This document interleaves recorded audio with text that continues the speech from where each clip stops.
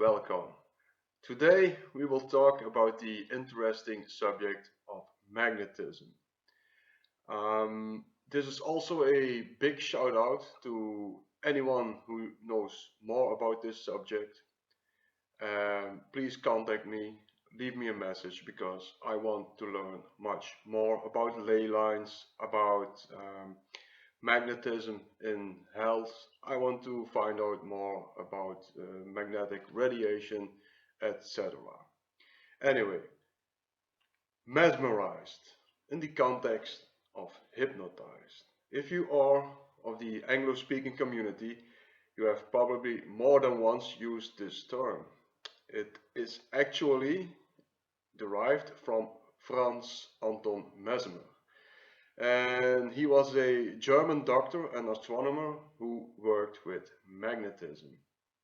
And his ideas on magnetism are and were highly influential in the field of hypnotism. So, as you all know by now, I am a hypnotherapist, so it's very interesting for me in much different ways.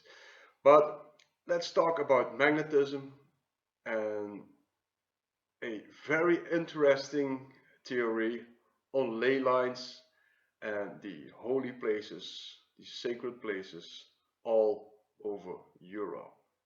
The working of magnetism as a means to cure physical or mental ailments and the famous mysterious ley lines.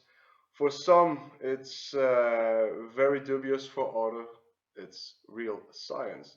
But what is it? What can it do for us? This is my question. And those ley lines, these are straight lines that go from sacred place to sacred place all over Europe, and who are meant to have a magnetic energy, so to say, and this gives straight lines or paths. So is this pseudoscience or is this reality? Is this popular belief? And what about walking with a dowsing rod? Is this an act of brilliance or insanity? To be honest, I don't own dowsing rods, but if I was sure that no one could see me, I will probably buy some and work with it. And if I really knew no one was looking at me, I also would wear a cloak, maybe. But to be honest, even though I have really researched this really deep, and I personally took throughout the years different stances in this phenomena, and I still don't know, to be honest. So that's also why I shout out to anyone who can really tell me how it is.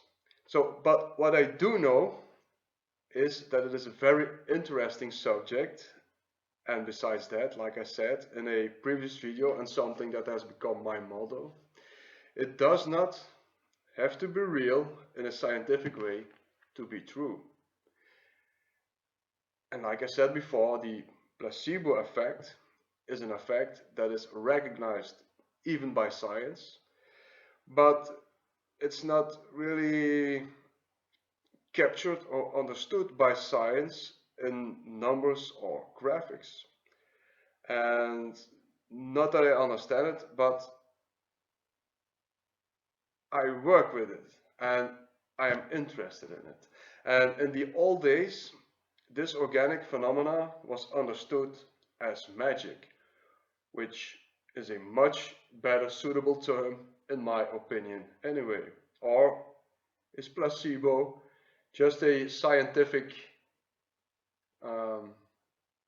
word to call magic normal? I don't know.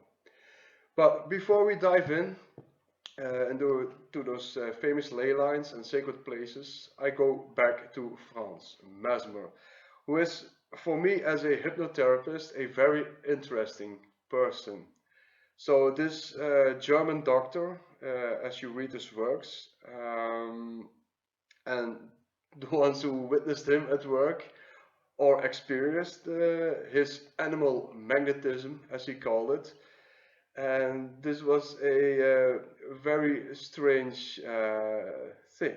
When I recollect what he all was about, he sat before his clients.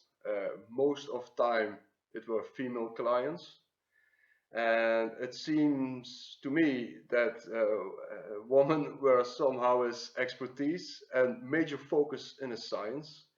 So he sat in front of them, like I sit here, knee to knee, and with a lot of gestures and actions and feeling with his hands in front of the clients, he cured them with his animal hypnotism.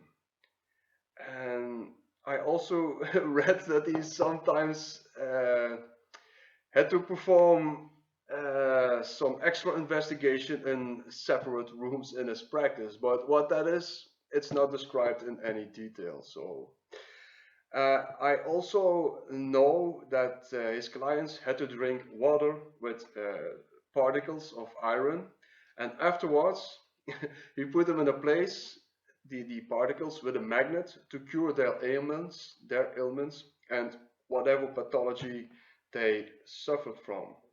And of course, I leave it up to you to judge or further investigate the stuff if you want. But it sure is interesting because in our blood there is, in fact, iron present. But also things like radio waves, gamma waves, X-ray waves, electromagnetic fields, all these things are connected with magnetism, and they all can have a measurable influence or working on the human body. And what I find the interesting fact is that if you take iron fillings, you can order them with a magnet.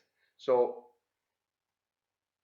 bringing order into chaos, that's also a great Heaton principle, creating order out of chaos.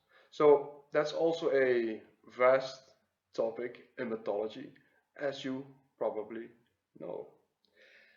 Anyway, I could tell a lot more about magnetism. I leave it up to you how you receive this. But for me, it's like wine and ambrosia, because the more wonder I can experience or witness, the richer my life gets. And also, the globe, the earth, is surrounded by magnetism. Magnetism is in the earth as well. And what really fascinates me are the so-called ley lines. So the straight lines or paths that connect the sacred places, chapels, pre-Christian sacred places before that. And these mysterious ley lines, they go over great lengths all over Europe. And this led, of course, to many speculations, both in science and in the more spiritual or religious circles. And like in most cases, you will see one camp taking over the rational septic stance, and another camp of on the extremity of obscure quarks and clones. So like I said already, I still don't know what to think about it, but maybe you can help me out in understanding it fully. The interesting thing in my investigation is, at least for me, that this was not a phenomena in Europe alone. And you will find this all over the world.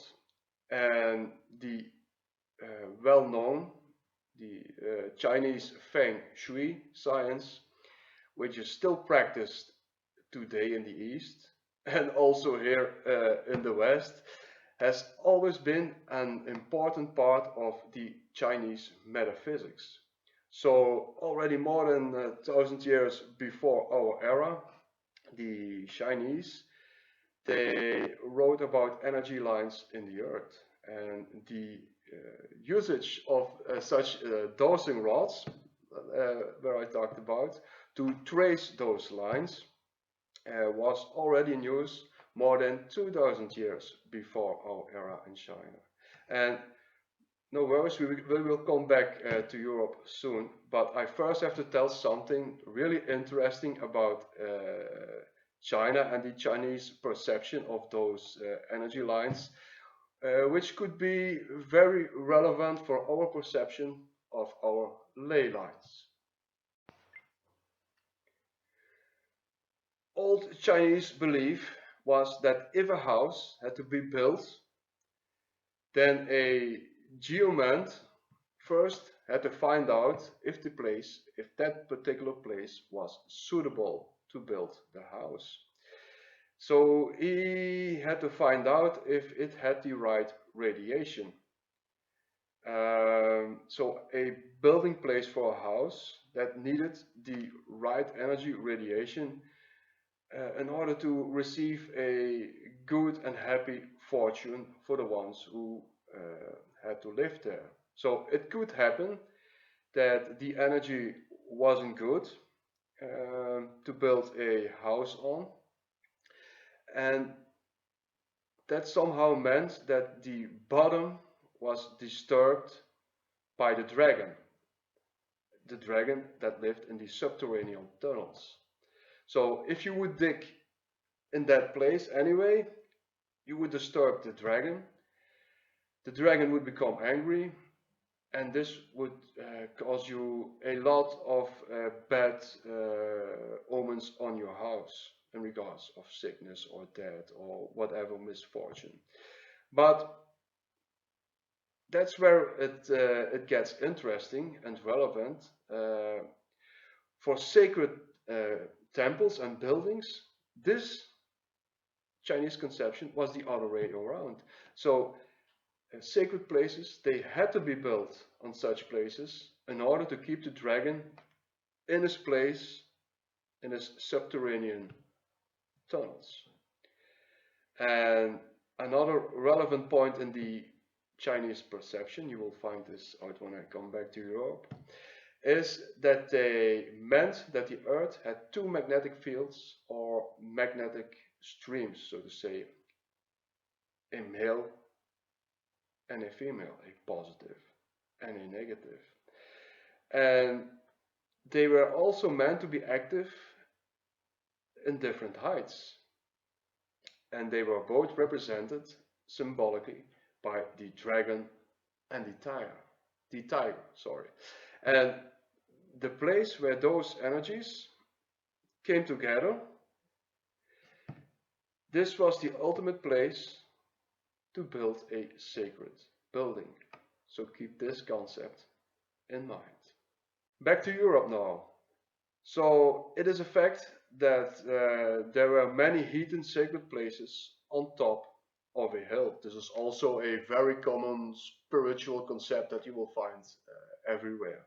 So, and actually it's very simple to be as close as possible to where the gods reside. And on those places, the equinoxes and other important celebrations happened with big fires and so on. So with the Christianization, they built chapels and churches on those places in order to install the new faith with the Europeans. In Christianity, the dragon, mighty Chinese dragon I talked about, was taken as a symbol of evil as well.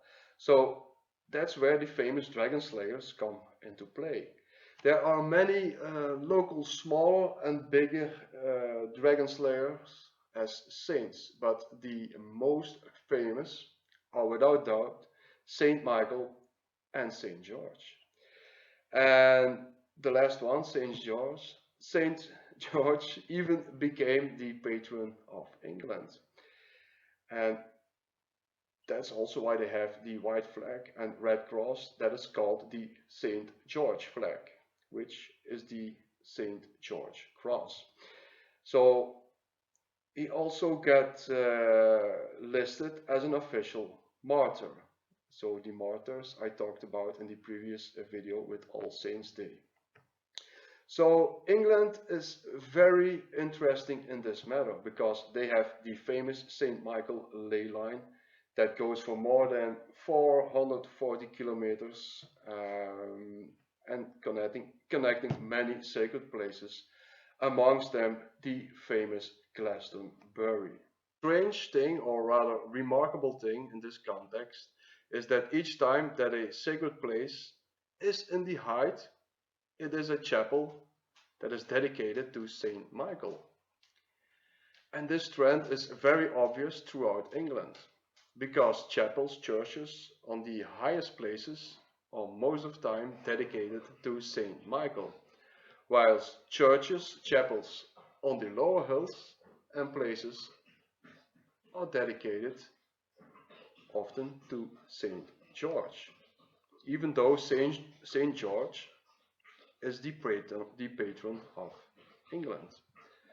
So the contextual understanding of high and low energies and metaphysics between the East and the West could be more significant than you would imagine. So also lesser saints that were dragon slayers were depicted slaying a dragon, often pinning it down with a lance.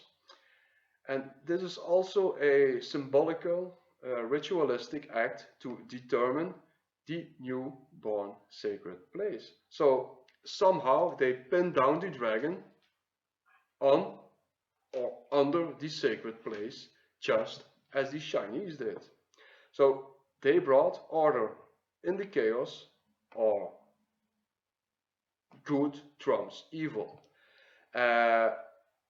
Anyway, these are things that I really find interesting, and if you can give me more solid information on this subject, that would be very welcome. And even if you have information that debunks my findings, that's no problem. I would really be thankful, because I am just searching for truth and wonder.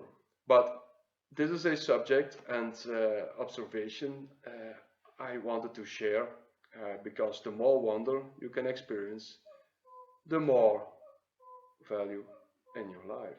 And there goes my clock again. Please subscribe, please like, and give me a message under this video. See you next time. Cheers.